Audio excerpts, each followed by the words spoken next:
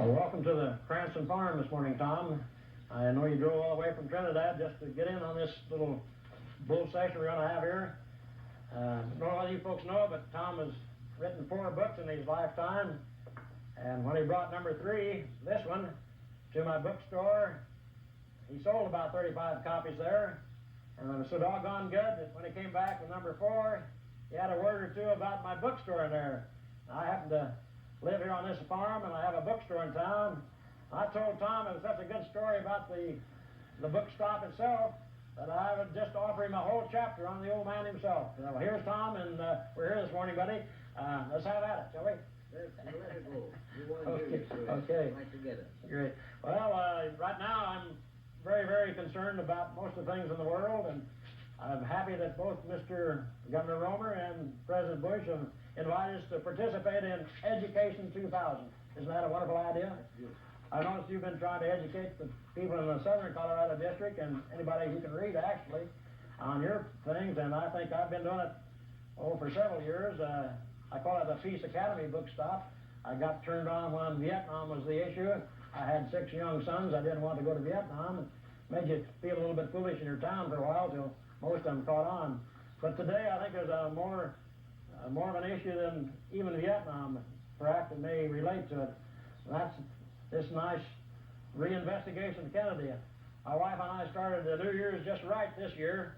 We went through to Pueblo to see JFK. What do you think of that? Well, did you learn anything from it? Did I learn anything? I believe Mr. Stone's got 3 hours and 8 minutes of the closest stuff to the truth we'll ever see. Good. And he should be, I think, congratulated for being honest and brave enough to bring it out, because it's still a little bit controversial, though 60 or 80% of us have never believed the Warren Commission reports. That's kind of amazing. And this old boy takes it after from there. You were pretty close to this story. Well, yeah, I got turned on to the JFK story of the assassination. I saw these Rupert films, or whatever you call it, and have studied it. And when Newsweek comes out with an article saying that maybe Mr. Stone is not telling us the truth, well, I have to go back and reread the magazine. Maybe they can pull our legs too, you suppose? I watched him on public broadcasting the other night, and I am more inclined to believe his story than what they are giving us through the commission or anything that Uncle Sam is trying to tell us. Well, I noticed, again, I brought a clipping here with us. I like clippings. My wife has to dust around them every 3 weeks or 10 months or whatever it is. But I see our Representative Heffley is a brave enough soul, and a Republican too. That always shocks people. I tell people I'm still a Republican, and I think that party needs the most help. I'm a little bit liberal for most of them. They tell me I don't know what a liberal is, but I'm still trying to find the truth, and that scares me. Well, in my writings, I'm trying to give my conversions. Sure. And I've been converted several times. I've been converted from an anti-unionist to a unionist, then from a real strong conservative to a mild conservative, then to a pretty doggone solid liberal. No. Well, I still like the word, and I was a little embarrassed that our last presidential candidate, a Democrat, made fun of our poor liberalism, and he never defended his, but he didn't have to tell me about mine, because I'm proud of mine, and I want the world to know it. So seeing this movie refired me up again to do something more about it. And if you and I believe that education is worthwhile, and if you believe, as I do, that we cannot wait till the year 2000, then we're going to have to do something. So I suggest that we do open the Kennedy assassination files, that we do let school children, I don't know what age you want to start, whenever they get turned on, I suppose, but certainly junior high and high school age would be the right age. For some reason, I don't recommend them going to see the movie yet. It's going to be in our hometown in March, 2 months away. This is January 20, Martin Luther King Day. Have you ever thought sometimes we do things on appropriate days? You bet your life. Right. Martin Luther King didn't only help the black men. Right. He helped all of the ethnic people that are in the Oh, of course. Sure. And I don't know, I'd like to get in with the feminists, and to me, till we're all free, till each and every one of us are free, none of us are free. That's the way I dig it. Very And good. it's kind of scary that way. Anyway, this assassination thing, I wish I could recommend it to kids to go see it. In fact, I want to buy a few tickets for people to come to my bookstore and can do a chore or two for me. I'd like to buy a house one day at the theater, take them to see it. But you know, I haven't heard so many four-letter words since I was in the Army. And so I'm not going to recommend it to children without their parents going with them.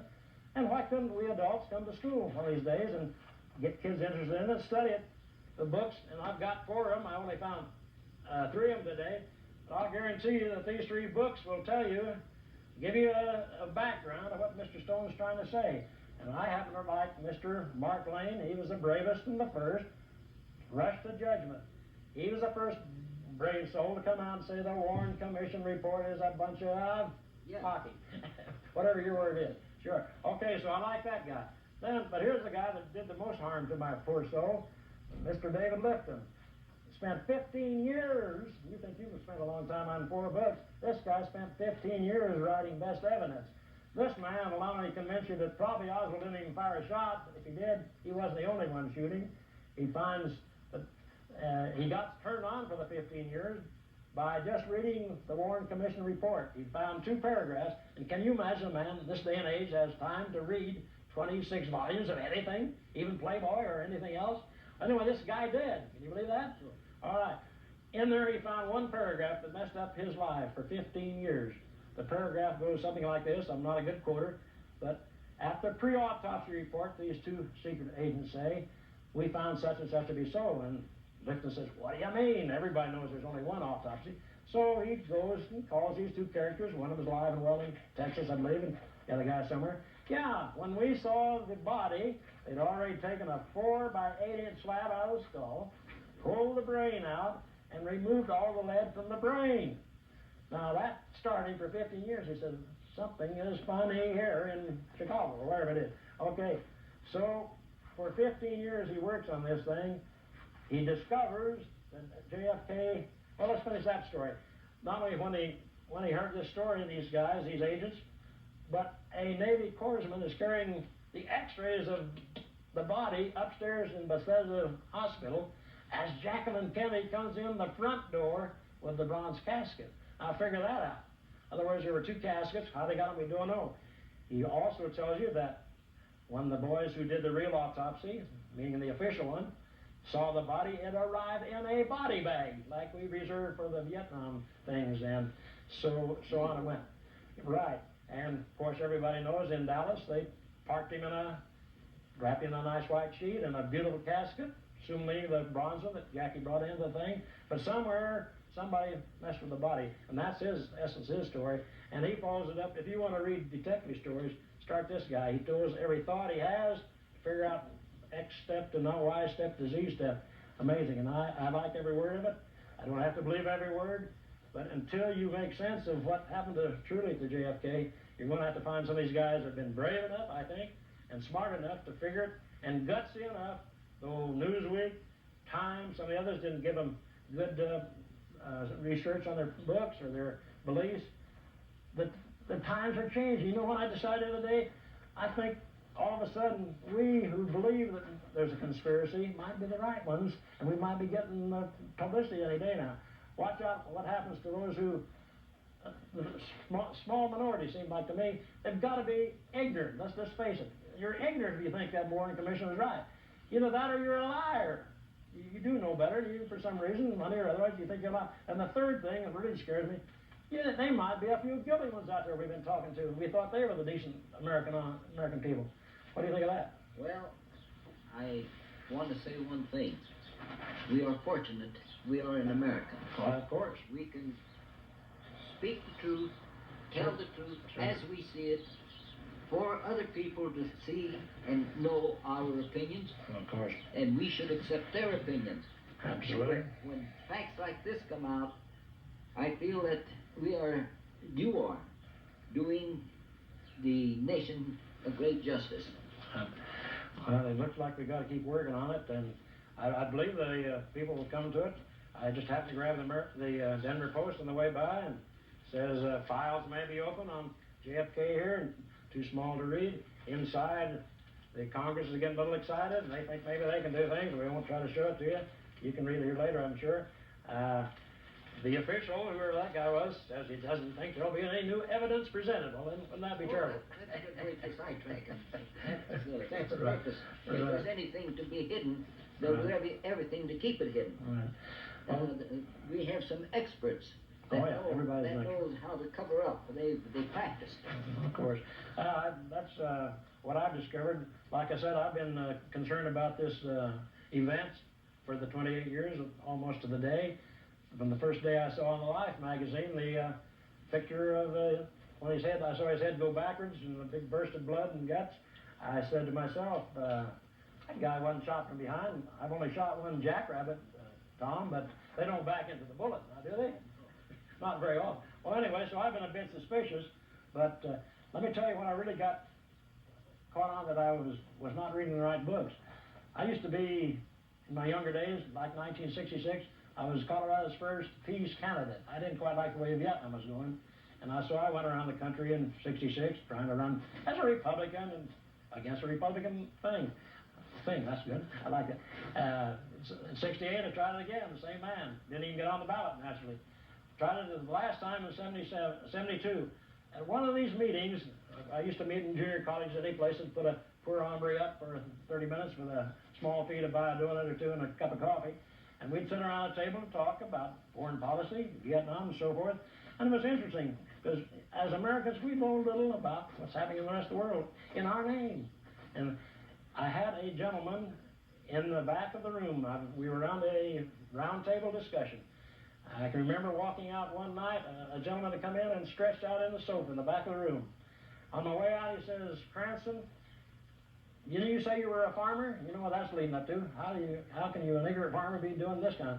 Well, I accepted that. I says, yeah, I'm a farmer. How come you know so much about Vietnam? Well, that's flattering to a man to say that, but I can't take flattery, so I says, well, either when I was 2 years old or in the second grade, somebody taught me to read. Now, that was my answer. That's all I could think of. And I did. I read just one book that got me onto the right answer in Vietnam, so I didn't want my 6 boys to go and knew I was a patriot, not the other characters, and waved the flag and ran down the roads of trying. And this guy, after my making that statement, says, well, what if I were to tell you that? I work for the CIA. And he pulled out his passport and all this stuff, badges. I see his gat under his arm. He says, yeah, I'm taking the heat from Washington, D.C. I'm in this junior college. I'm sitting up. He took me over the wall where some flags were displayed. I'm going to that country. That's my country. And I said to myself, he just told me he was American. He came out of Washington, D.C.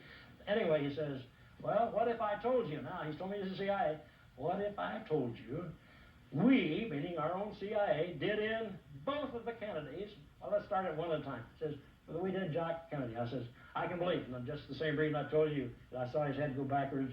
And it took more than one person, and they had to be high in ranks to do it. Yeah, I said I can buy that, and I showed him the books that I had, that I'd read. Yeah, I can understand that. Well, we also got Bobby Kennedy. Well, I said I've got one book, and I didn't bring it. You read books better than I do. Called The Coroner, in which the L.A., San Francisco, whichever coroner it is, says that at Bobby's assassination, they found 13 slugs in the wall, and everybody knows the pistol carried 8 shots. Well, that isn't hard to figure out. That doesn't have to be a mystery much longer.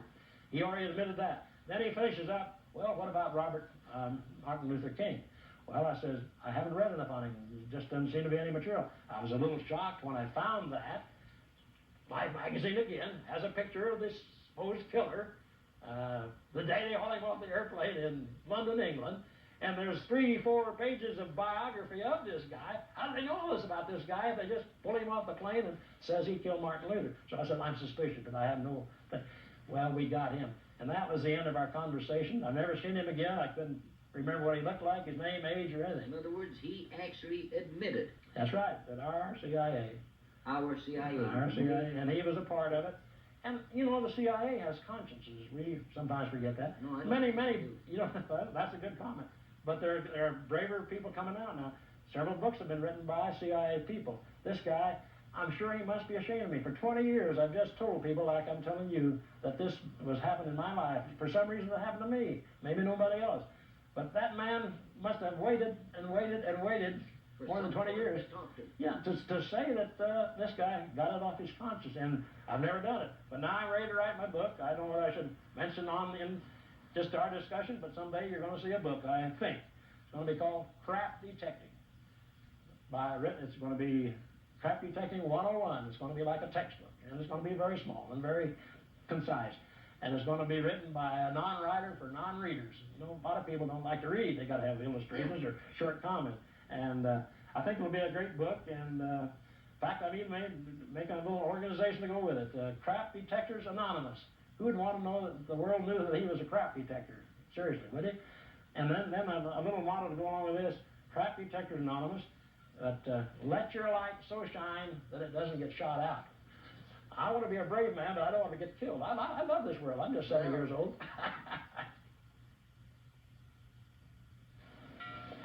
I don't know whether you noticed, Tom, but these camera people are pretty sharp people too. Have you noticed that? Oh, you bet. Did you hear that comment he made there when we shut for a minute?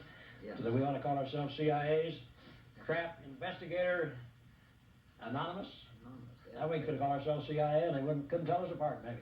We might be able to make a dishonest living or something like that.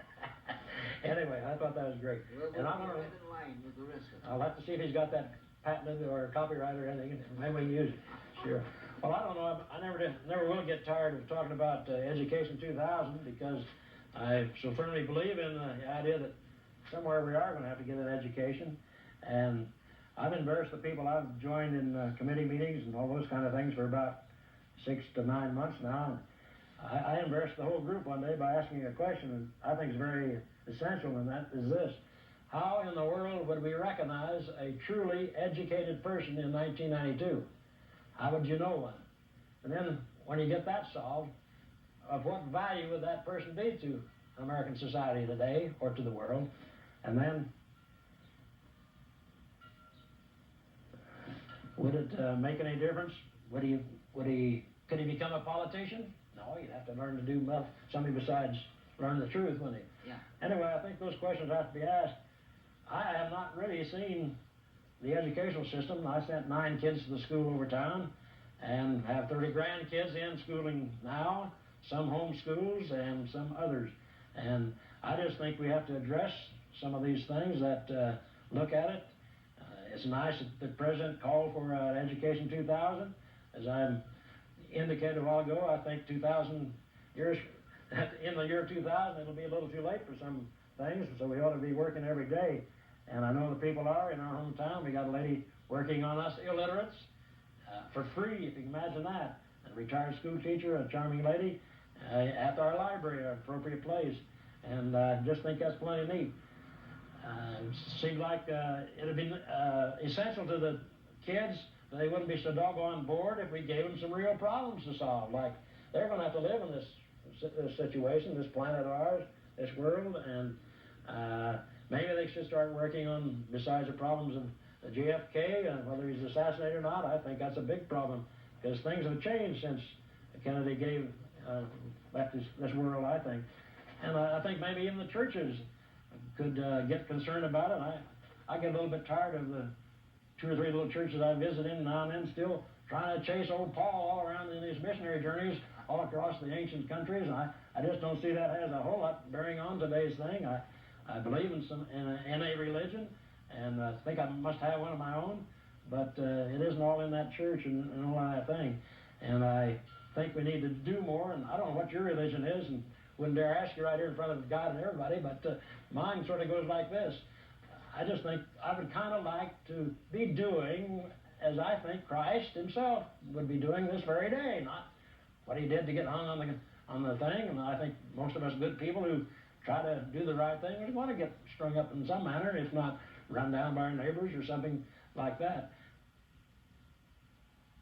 Yeah, well, you know, most the old nations we read about had what they call the gray beards, or some of those characters got, how they got that way, got 70 years old, I wouldn't know. You're only, what, 3 years older than I am, I think?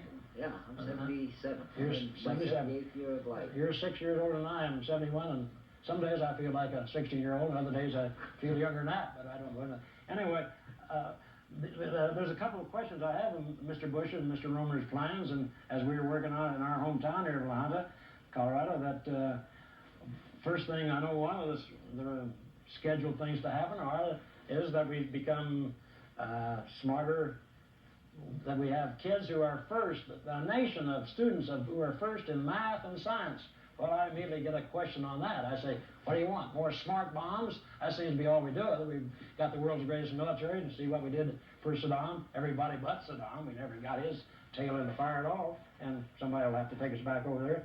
I'm hoping we join in with our next solution, which is that we listen to the United Nations, and I want to get into that picture in a minute if I keep on track here.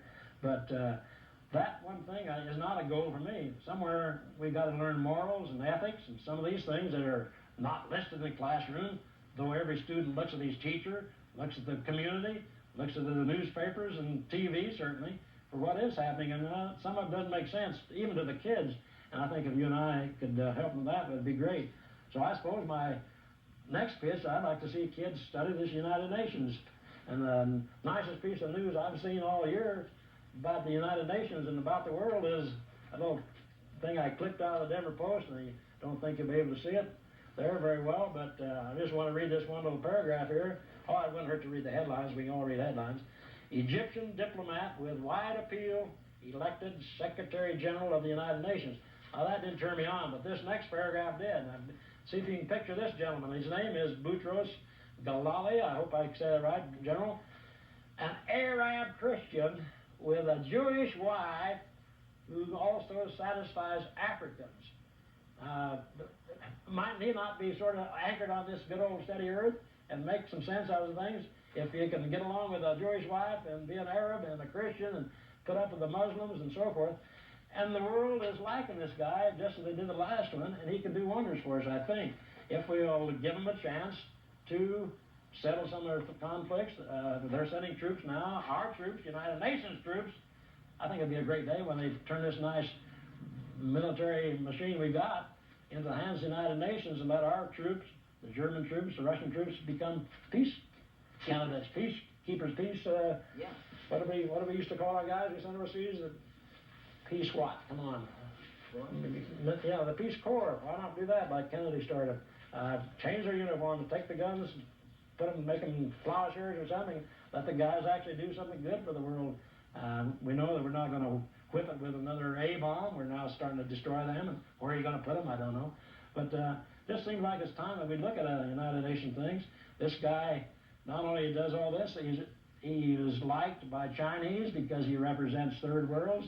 He's liked by Africans because they wouldn't take one unless he coming from Egypt. He's got it made. Probably the best man for this. We've never had a more broad one, I think, and I'd like to see us really support him. I know I'm going to try to. I hope to get a tape to him. Maybe this one we were shooting today to tell him that, hey, there's a guy on your side, and let's figure out something we can do in the schools of the world. It can't be ours now. We've suddenly got to think of the word, I think, the planet, and I like books, but I don't know whether it's just because I sell them, but can you dig that title? Planethood. This gentleman's suggestion is, and I might as well tell you who it is, I found out you don't say Ken Keyes, it's Ken Keyes, K-E-Y-E-S. A beautiful book, and suggests that, hey, all we need to do in this world, and I don't know why I say all, but what we must do in this world, is to do something internationally as we did in America when we had our War of Independence. Did you know, and as I didn't, that for 7-8 years there between when we won the war and when we got a constitution, we had more civil wars and killed more people than we did in the Civil War in that part of the world. Is that right? Oyster wars, they fought over the beds, who's going to get the oysters out of this river and whether the river divided here. Until they sat down and figured out a constitution that each of the 13 separate states could give up a little, what do they call it? Take a little, give a little. Sure, and give up a little their, whatever you call being your own sovereignty, I guess some professionals call it. Give up a little bit of your own ego, your own pride, and your own little flag. You now join the United Nations, the United States, and I hope we can join the United Nations for the same reason. I know what I should be doing today if I weren't a little bit modest is being a liberal candidate against Mr. Bush. Now, I like Mr. Bush, as we said. You know what they called George Bush once upon a time? No. The extreme conservatives? Yeah, no, I couldn't They get called him a roving liberal. roving liberal. Well, I bet that bothered him some days. Anyway, Yeah. anyway, And I doubt very much that they really wanted him in that position, but he's following the pattern well. He's Sure. obeying the orders, Okay. and don't blame him so much because I believe he is caught in the whirl. Yeah. Well, anyway, like I said, since Colorado has an assembly here to elect, nominate the candidates, I missed my opportunity to run right here in my home state, but I felt screwy enough running 3 times as a peace candidate, though I knew I had to do it. But this time I might as well confess I violated the law in the campaign procedure. I didn't file a report that I spent over $100 on my campaign. I never filed that. I couldn't see making out 15 copies of the sheets of paper, you wouldn't believe the size of them, to say that I spent X number of dollars, and it was less than $200. You know, that's what poor people do, and you know that's why you get smiled at. But anyway, it was worth it then, and I think somebody ought to get in there that's a little bit opposed to Buchanan, who tries to be just about as far right as you can be and still survive on this earth without tipping over, right? You ought to have the other side, and that'd make Mr. Bush look pretty centered, and then he could run Barbara there, and one of the pups, or at least the dog, and we'd all smile and know that America was saved and go right on. But until then, I don't know whether I got any more answers. You got anything there that's good? Well, we still have a lot of good Republicans. You bet. And I believe that they would make good leaders. But it is the extreme conservative right. They are fanatics in their beliefs. Sure. There are a few good people that aren't Republicans, as we all admit. My wife and I just the other day, and my son took his little airplane and headed up to Denver to what they call a Denver Forum. There was a luncheon meeting in which Pat Schroeder, now there's a good Democrat for some people, and some that I've bragged about her. Excuse me? A lot of them curse her. Yeah, isn't that nice about politicians? They get it, and some of them even survive to the next elections. That's amazing. But anyway, what the wife and I and Gary learned about it was that she had talked, living in Washington, D.C., she approached our own CIA and says, what is your purpose now that we have been expecting a peace dividend? She says, the CIA says, the man she talked to says, well, we're working on it, we'll figure something out and let you know. Well, I went up after the meeting and says, Pat, you and I ought to know what the CIA is working on. They're watching out for you and me, baby. And I think that's happening, that those who dare speak their peace opposed to the CIA, which means military, industrial, intelligence community, we're going to be looked at, and looked at a little stronger. Mr. Bush and Reagan, though I may like them or may not, they've done a lot of things with First Amendment rights that are weakening. They're peeking in our back doors, and some of us don't know it and don't give a darn, some of us. And I personally haven't. I got tapped when I was a peace candidate, I want to tell you that. The phones never rang quite right, and I always heard a breath or two that wasn't trying to turn me out, I don't think. Anyway, I still think that Pat Schroeder told us another couple of things that I want to mention right while I'm thinking about it, because I haven't seen you for a while. But she says, and I like her words, she says the military's got a firewall between their little pot of gold here and humanities, the Humane Society, that other bunch of people out here that ought to get a little of this peace dividend we thought we were going to get. But they're going to divide their chunk and redivide it and keep going. Star Wars, all those crazy things that never would have worked. The best scientists have always told that. They're going to keep that firewall there, and it's not going to trickle through to those of us who ought to be getting it. So my suggestion is that somebody is going to have to do more than talk. We're going to have to show them that we at least vote them out of office. And I thanked her for bringing that home from Washington, and it was neat to see the lady. We don't usually travel 180 miles to hear a politician, and damn sure I'd never spent $25 for a meal, and I'm still working on it, but I'll get it paid back someday. She's a good public servant. Yeah, she's interested in the service. She is, I believe, for the common people. I know that she has helped our NALC, that is the letter carriers organization, union. We have good leaders on both sides. Sure. But it seemed like if literally we'd say, pick up a book like Planet and picture how our government started. Did anybody ever really tell you how the government started? I had no idea, but I went back and reread it. Yeah, sure, you take USA and number whatever, U.S. history and so forth, but our history has changed, and the CIA has changed it. We are now look different in different parts of the world. We're supported. Every congressman has a military group at home, business that depend on jobs from them. And for the life of me, how come it took so long to start thinking of dismissing Rocky Flats? The nuclear bomb trigger plant makes the plutonium things. They've been out of business for 18 months. They swear they're going to get her back in. For what reason? Do we still need triggers? The rest of the world is abandoning their nukes, aren't they? Here we are. And then we said, well, we got 3,000 or 4,000 people working here. So be it. Is there anything wrong with giving them a pension, a nice, honest pension? It wouldn't go into the kitty of the great corporation that keeps it open. But these guys would have jobs, could get a second job and go to it anywhere in Denver or Lahana or anywhere else, and they could lay off a day or two and enjoy life and read a book. Wouldn't hurt them, maybe. I just fail to see how everybody's so worried that we can't transfer from military, industrial, and Eisenhower was the first guy to warn us about it. He did all right. But you notice, he didn't warn us about it until he was on his way out.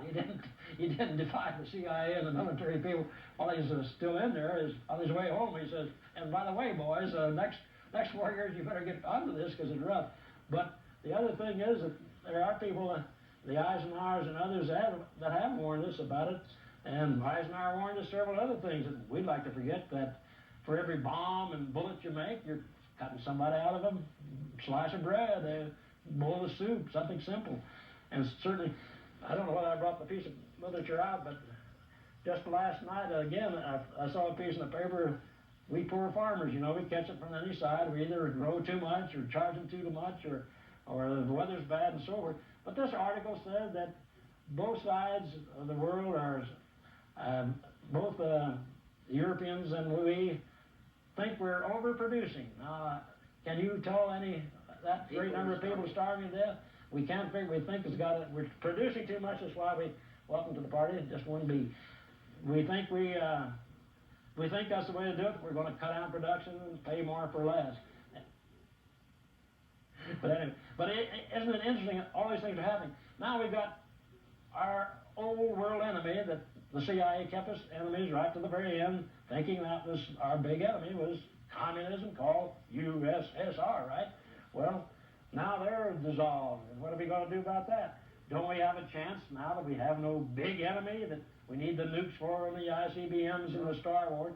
Can't we somewhere manage to get them? They're going to starve this winter, you know that. They've not got enough production. And it's kind of neat to have been born in a country that not only is number one for a lot of things that I don't approve of, the flag waving I think is one, but our production is God-given, let's face it, because we live in a certain place on the map. Right here today in Colorado, it's 45 degrees, 20th of January. Do you know that the southernmost border of the part of Russia that I saw goes right along the Canadian border? If you think you can grow corn over there, even in August, you've got another thing coming. They grow the grains and so forth. But here we are, and I've heard a joke about the Israelis that if they were God's gift to the world and God's chosen, where are all the oil wells? Why can't they compete with their Arab neighbors? It looks like God was just a little unfair to some of us, and you and I are going to have to accept that, I guess. But my whole comment here is, thought, I hope, is that, hey, let's get together. We don't need these armies. We now are allowing them in.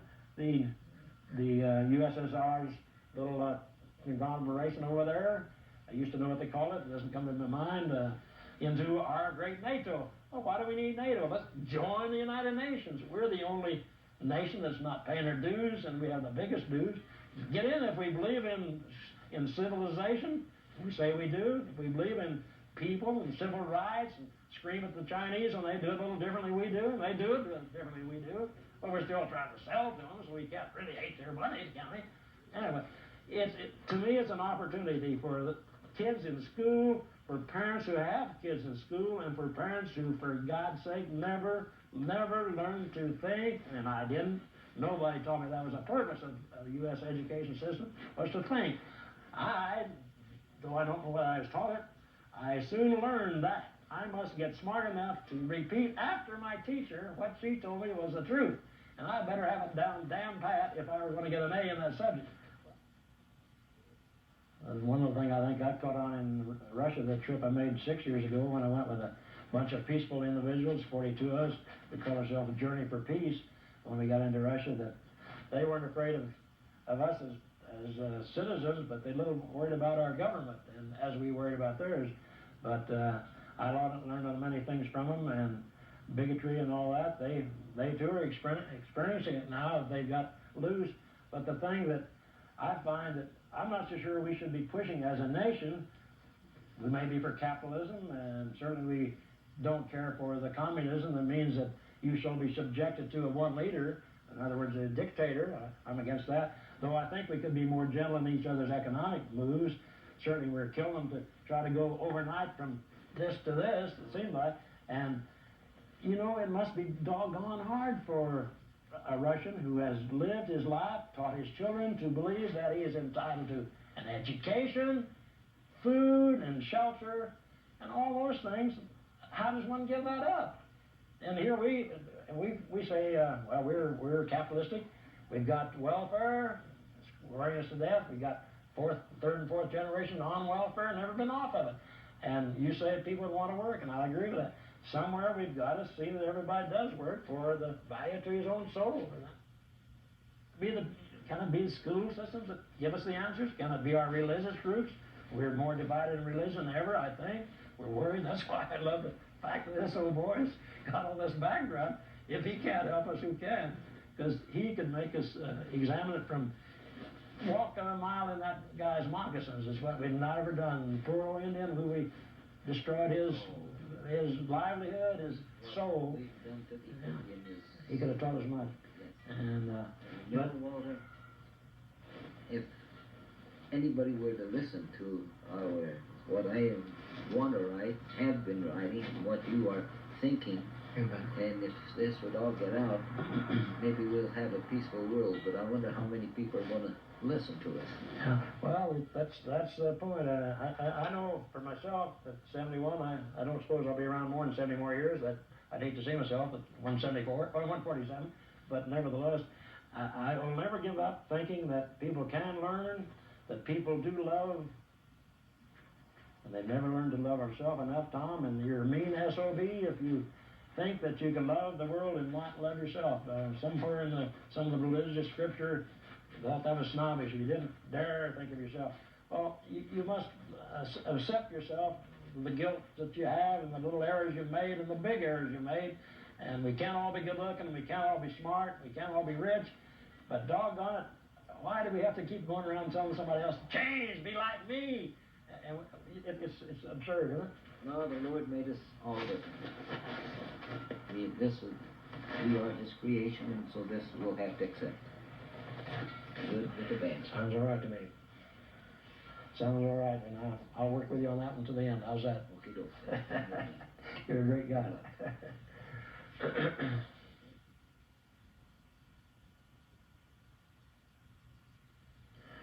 Welcome to the Peace Academy book stop this morning.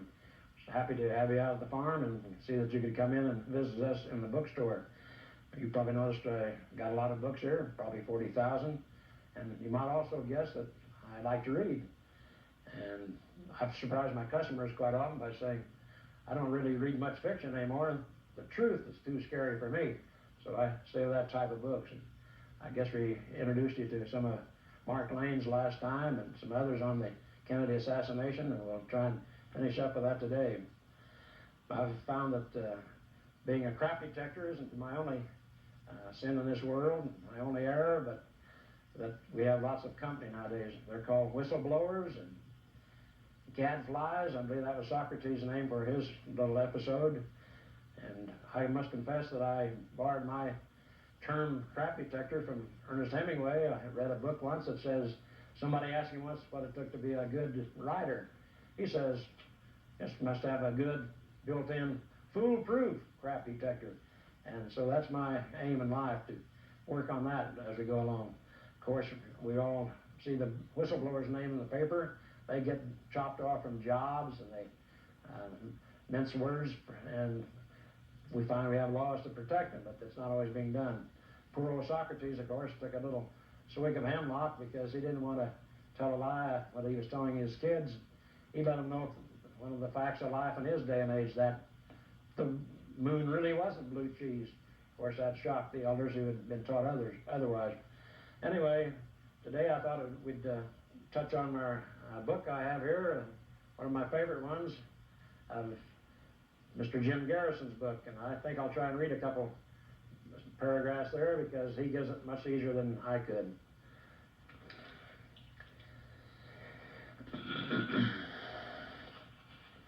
As you know, he had trouble getting Clay Shaw to trial, and I found it very informative to know what really happened to this old boy. He says, when I attempted a real investigation of the assassination, federal officials sought to suppress the evidence, the truth, and I received no cooperation when I sought to subpoena key witnesses like Allen Dulles. I found crucial federal records destroyed, altered, classified as secret, or sealed by the federal government for 75 years. I found myself denounced by the President, the Attorney General, and the Chief Justice, if you can imagine that. I found my investigation infiltrated and subverted by federal agents, and ultimately I found myself on trial in a trumped-up federal case. This is what happens to you when you do not go along with the new government's ratification of the coup.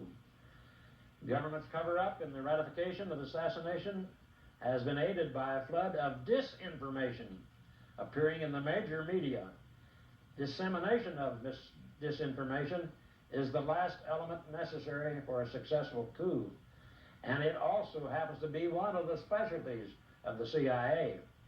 For many years, the agency secretly had on its payroll journalists working for major media, but in fact disseminating propaganda for consumption by the American people. It has also subsidized the publication of more than 1,000 books. And as Richard Barnett put it in his little Institute for Policy Studies, he says, the stock and trade of the intelligence underworld is deceit. The purpose, create contrived realities to make appear other than they are for the purpose of manipulation and subversion, and that's it. And there were more than 200 agents. They pose as businessmen around the world. The CIA has admitted that it has more than 30 journalists on its payroll ever since World War II. And they have proprietary corporations like Air America and other agency fronts, fake foundations, student organizations, church organizations, if you can believe that, and so forth. And all are part of the false bottom world that has ended up in confusing the American people as much as it has confounded foreign governments.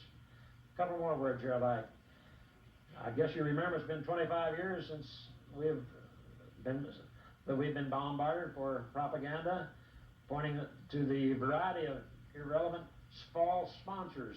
And of course he defines it. A false sponsor is the term that these covert intelligence agencies use to bear on those who are publicly blamed for that action and divert their attention that way away from the intelligence community. We've been so thoroughly brainwashed, he says, by such disinformation, and it's paid for by our own taxes, that many of us today only sigh mournfully and say, we'll probably never know the truth. Well, I suggest we can know the truth. I think it's time we get on with this little fact of life. Well, I'm reminded that the Lincoln conspiracy took something like 123 years to solve it, and that wasn't done until they found Booth's diary, naming 47 radical Republicans that tried to kidnap Lincoln along with Mr. Booth, but in failing, Mr. Booth had to do the dirty job. Well, it's my hope that we can solve Kennedy's conspiracy in a couple more years. Actually, it's been 28 years already, and I think that's long enough. And certainly I don't believe the country, our country, or the world can go along too much better until we do solve this mystery and ask ourselves some very pressing questions. We know that the horrible Vietnam War continued after he'd hoped to have it over with in a couple of years. He was always bringing troops home. Certainly the Cold War was extended a great deal of time there. And most of us know that nobody won that war. At least I tell my neighbors that we both lost it. We're both bankrupt, and it just happens that we have the better bankers, meaning Japan and Germany. Well, anyway, it's my plea to you today that we do open up these files that our national security is not at risk. We listened to that too long. What is at risk is our own sanity. And I think it would be one of the best political issues of the year to demand of our politicians as they run this time, what is your answer to this? What are you doing to bring it out that we may get it in the open and know the real answers? And I think it'd be nice if the majority of us who do know that this Warren Commission report is an absolute falsehood would demand a recount, if you like that term, and get on with our lives. I'm Walt Cranson, a farmer, bookseller, citizen of this planet, inviting you to put your body, soul, and mind on the line and join us in our continuing search for the truth.